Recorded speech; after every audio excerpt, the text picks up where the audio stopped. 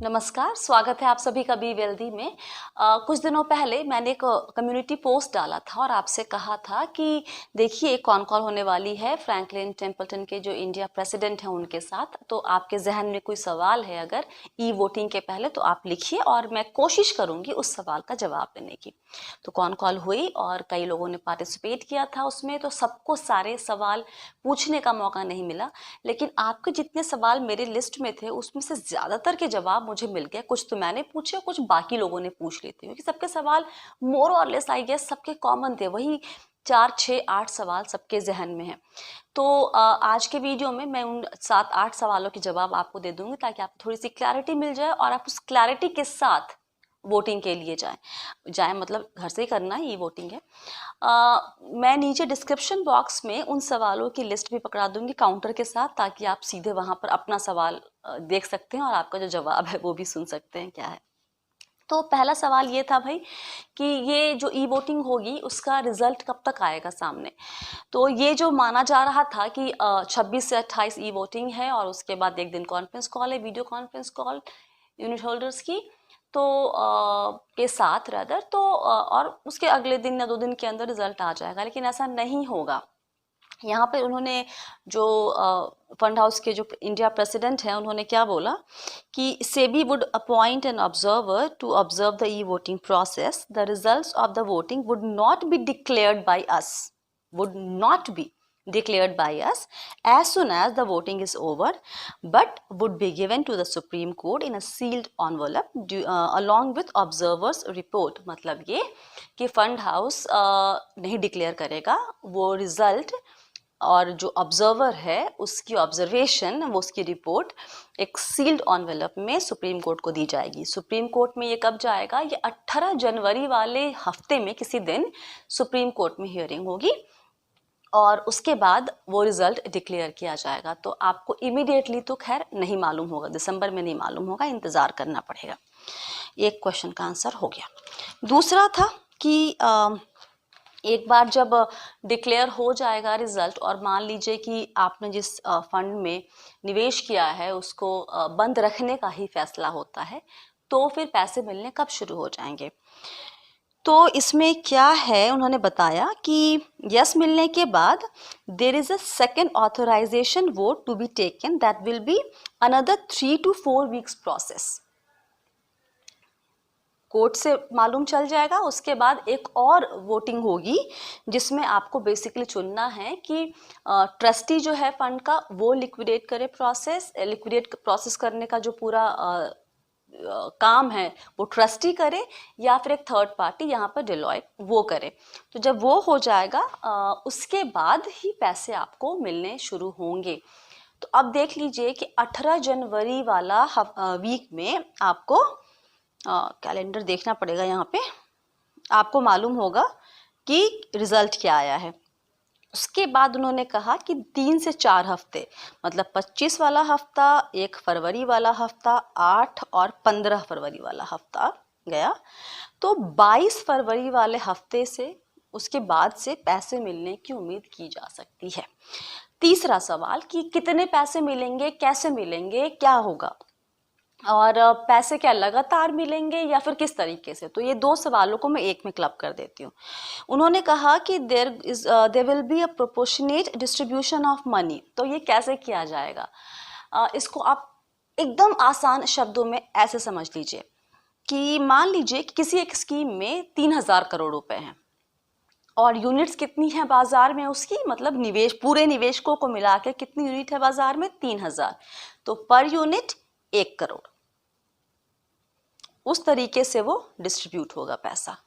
अगर उसको इतनी बड़ी रकम देख के नहीं समझना तो मान लीजिए कि फंड के पास 200 रुपए है और 100 यूनिट बाजार में है, तो पर यूनिट 2 रुपया। तो आपके पास जितनी यूनिट है उसको 2 से मल्टीप्लाई कर दीजिए और आपको पैसे उतने मिलेंगे। तो इस तरीके से fund house proportionate distribution of money करेगा।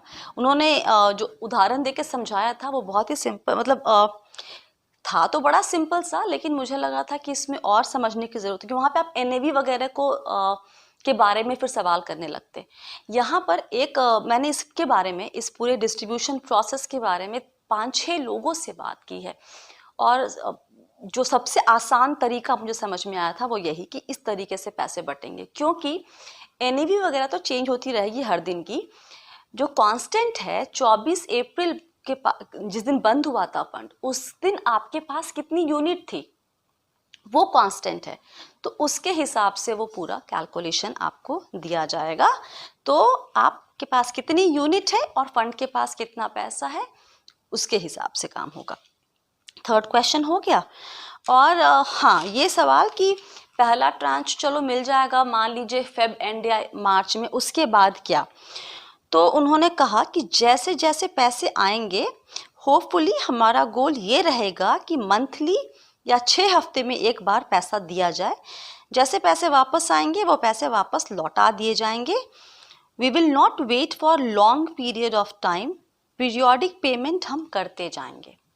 लेकिन ध्यान रखिए ये सारा उस फंड में होगा जहां पैसे आएंगे। तो ये कयास लगाना नहीं कहेंगे, लेकिन ये मान के चलना ठीक रहेगा जो शॉर्ट ड्यूरेशन फंड है, जैसे कि अल्ट्रा शॉर्ट बॉन्ड है उनका और लो ड्यूरेशन फंड, वहाँ पर पैसे जल्दी आने की संभावना है। लेकिन जो एक शॉर्ट टर्म इनकम फंड है और एक इनकम अपॉर्चुनिटीज़ फंड, वहाँ पे लंबा इंतज़ार करना हो सकता है निवेशकों को। तो ये हो गए आपके 3 सवाल, राइट। चौथा सवाल हमने पूछा उनसे, चौथा सवाल ये कि अगर नो आता है, मतलब ज़्यादातर निवेशक कहते हैं कि नहीं भैया फंड खोल दीजिए हम अपना रिडेम्पशन ले लेंगे, तो क्या एएमसी तैयार है उस रिडेम्पशन प्रेशर को झेलने के लिए? तो उनका क्या कहना था कि हम हर तरह के सिनेरियो के लिए अपने आप को प्रिपेयर कर रहे हैं। अगर नो होता है तो हम अपने लिए एक कंटिजेंसी प्लान भी बना रहे हैं। अभी कोई रेडीमेड प्लान नहीं है शेयर करने के लिए, कुछ हफ्ते हमारे पास है। और साथ में उन्होंने ये भी जोड़ दिया कि outcome in no vote can not be as good as yes vote, वो पॉसिबल नहीं है। मतलब उन्होंने बार बार पूरे 50 मिनट के कॉन्फ्रेंस कॉल में ये बात तो कई दफ़ा कही कि अगर रिडेम्पशन प्रेशर आता है, मतलब नो होता है और फंड खुलता है, तो नुकसान होगा बहुत ज़्यादा, क्योंकि जैसे ही बाज़ार में लोगों को पता चलता है कि ये उनको बेचना ही पड़ेगा, प्रेशर मतलब पैसे चाहिए लोगों को, उन्होंने डाल दिया रिक्वेस्ट, तो they can't say no to them, so they will sell the instrument किसी भी प्राइस पे, और उसका इम्पैक्ट तो ऑफ कोर्स आप पे ही पड़ेगा। तो ये हो गया, चौथा सवाल ख़त्म किया मैंने। अब आइए 5वां कौन सा ज़रूरी था।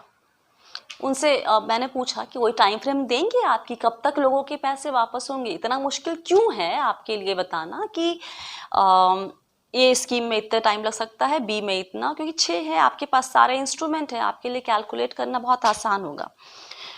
तो उन्होंने कहा कि मैं कोई आर्टिफिशियल डेडलाइन नहीं देना चाहता, क्योंकि अगर मैं ऐसा कहूँ या करूँ, उदाहरण के तौर पे अगर मैं कहूँ कि 1 साल में मैं पूरा पोर्टफोलियो क्लियर कर दूंगा, तो सबको ये मालूम हो जाएगा कि 1 साल में करेगा और उसके बाद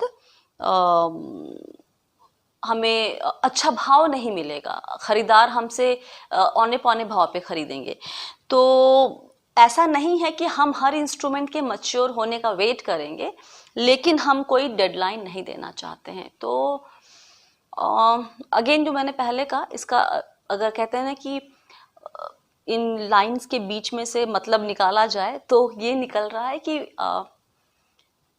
शुरू के जो 2 नाम बताए थे मैंने, अल्ट्रा शॉर्ट बॉन्ड और लो ड्यूरेशन फंड, इन दोनों में जल्दी मिलने की संभावना है, बाकियों में इंतज़ार कितना भी हो सकता है, कोई डेडलाइन या टाइम फ्रेम नहीं दी गई है। छठा सवाल नहीं, छठा क्या था और क्या है, 7वां, जिस फंड में कैश नहीं है उनका क्या? तो जैसा कि आपको पता है कि 2 फंड में 46%, 48% कैश है। 2 फंड में अभी बोरोइंग उन्होंने दिखाई दे रही थी, उन्होंने कहा था कम हो गई है और ऑलमोस्ट 0 के बराबर हो गई है, बाकी में 13% या 14% के आसपास, मुझे एग्जैक्ट नहीं याद है, आई एम सॉरी। लेकिन तो हमने पूछा उनसे कि जिसमें कैश नहीं है उनका रिडेम्पशन कैसे करेंगे, आप कैसे देंगे पैसे? तो उन्होंने कहा कि शॉर्ट टर्म इनकम प्लान में बोरोइंग डाउन टू 0% हो चुकी है ऑलरेडी, और जब ये कैश वाली सिचुएशन में आ जाएगी जब तक कि कैश पे वाली सिचुएशन आएगी तब तक ये भी कैश पॉजिटिव हो जाएंगे। मतलब इनको लग रहा है कि फेब एंड तक या मार्च तक इसमें भी कुछ पैसे आ जाएंगे। और इनकम अपॉर्चुनिटी फंड में भी उन्होंने कहा कि वहाँ पर भी हमें कुछ विजिबिलिटी दिख रही है। और यस मिलने के बाद मिस्टर सप्रे ने कहा, I don't think it's going to be a long wait for both the funds, we have our strategies on how to go about it. इसके आगे उन्होंने कुछ नहीं कहा कि अगर आपके पास स्ट्रैटेजीज पता है तो मुझे लगता है कि एक टाइम फ्रेम देने में कोई हिचकिचाना उन्हें नहीं चाहिए था, बट उन्होंने नहीं दिया है कोई भी टाइम फ्रेम। और जो जितनी मेरी बात हुई है बाकी एक्सपर्ट से जो जानकार हैं, जो इस इंडस्ट्री से जुड़े हुए हैं, क्लोजली काम करते हैं, उन्होंने कहा कि इसमें वक्त लग सकता है। तो ये एक सवाल हो गया। ये कौन सा नंबर का सवाल था, 7वां 6वां पता नहीं, अब मैं भूल गई हूँ सीक्वेंस, तो ठीक है। इसके बाद और क्या आपको जवाब दे दूँ मैं, 8 वो दे दिया मैंने, कैसे आएंगे पैसे और चार्जेस, टाइम फ्रेम, सब कुछ तो हो गया आई थिंक मोर और लेस। हाँ, एक सवाल बड़ा इंटरेस्टिंग आया था कि ऐसा हो सकता है क्या कि रिडेम्पशन पे लिमिट लगाई जाए अगर नो होता है ज़्यादातर निवेशकों का फैसला, तो कि ये हो सकता है कि ये कहा जाए निवेशकों को कि आप एक दिन में 2 लाख या पर पैन पर डे 2 लाख रुपए ही रिडीम कर सकते हैं, इतना कुछ ऐसा। तो उन्होंने कहा कि फंड हाउस ये नहीं कर सकता है, ट्रस्टीज़ कोई अथॉरिटी नहीं है और इस पे अभी उनको कोई क्लैरिटी भी नहीं है। अगर सुप्रीम कोर्ट वगैरह वहाँ से कोई फैसला आता है तो वो अलग बात है। हालांकि मुझे एक जानकार ने बताया कि सेबी के एक नियम के तहत इस तरह की कुछ चीज़ें ऑप्शंस हैं, अब वो लागू होगा या नहीं ये अभी नहीं क्लैरिटी है। तो रिडेम्पशन में कोई लिमिट लगेगा या नहीं इसकी क्लैरिटी भी नहीं है, हालांकि याद रखिएगा कि वो ऑप्शन उनके पास होगा। So that would be all I guess. मोटा मोटी तौर पे यही सवाल आपके थे और जिनके जवाब नहीं ले पाई उसके लिए माफ़ी चाहूँगी। वैभव जी, आशीष अग्रवाल जी, ये सब ये जो था कि guideline, Sudarshan Patil ji, I think सबके सवाल मैंने ले लिए। मनोजीत, विनय जी, मोर और लेस सबके सवाल ले लिए हैं। पूरे टाइम पे मुझे एक चीज़ जो मुझे पर्सनली लगता है कि यहाँ पर अकाउंटेबिलिटी किसी ने की थी नहीं और कभी भी फंड हाउस ने नहीं माना कि उनकी गलती थी। ओके, आप मुझसे मेरी राय जानेंगे इस बारे में, तो मुझे लगता है कि फंड मैनेजर को थोड़ा केयरफुल होना चाहिए था। उसे मालूम है कि अलग अलग तरह के फंड का अलग अलग पर्पस है, निवेशक उसको किसी और नज़रिए से देखते हैं, तो वहाँ पर इतना रिस्क लेने की ज़रूरत थी क्या? एकदम नहीं, कतई नहीं थी। लेकिन कॉन कॉल में भी उन्होंने कहा कि वो नहीं मानते, वो लाइन नहीं है मेरे पास लिखी हुई, I will read that to you, just a सेक।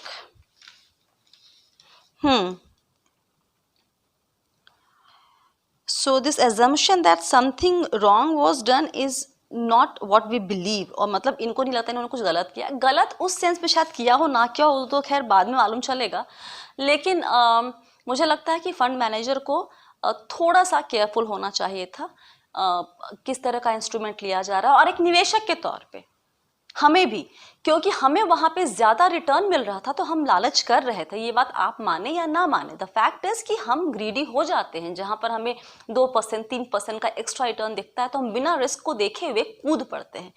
तो गलती उनकी भी है और गलती बहुत हद तक हमारी भी है। हमारी ग्रीड का फ़ायदा उठाया जाता है, हमारी ग्रीड और फियर का फ़ायदा उठाया जाता है हमेशा। तो इस चीज़ को आप आगे से ध्यान रखेंगे। तो I think I have covered most of the questions. कुछ और डाउट हो तो प्लीज़ आप लिखिए नीचे कमेंट सेक्शन में। और इसके अलावा और क्या बोलना है आपसे, इंस्टाग्राम पर फॉलो कीजिए, वहाँ पर कुछ कुछ चीज़ें मैं डालती रहती हूँ ऑन एंड ऑफ।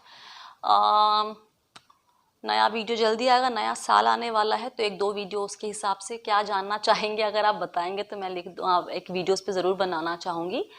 फ़िलहाल के लिए इतना ही। एक्चुअली 26 से 28 याद रखिए ई वोटिंग है, आपके पास डिटेल्स आ गई होंगी, अगर नहीं आई हैं तो आप कांटेक्ट करें फंड हाउस को 24/7 खुला रहेगा ई वोटिंग, 26 से 28।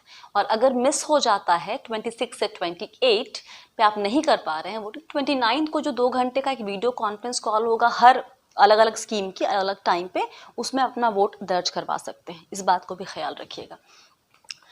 तो बस फिलहाल इतना ही, जो डाउट हो नीचे लिखिएगा। और आप सभी को बहुत सारा प्यार और दुलार और बेस्ट विशेस। आप है मेरे यानी स्वाति के साथ, और हम सब है बहुत ही सावधानी और समझदारी के साथ अमीर बनने के सफ़र पे। Stay blessed, healthy and be wealthy.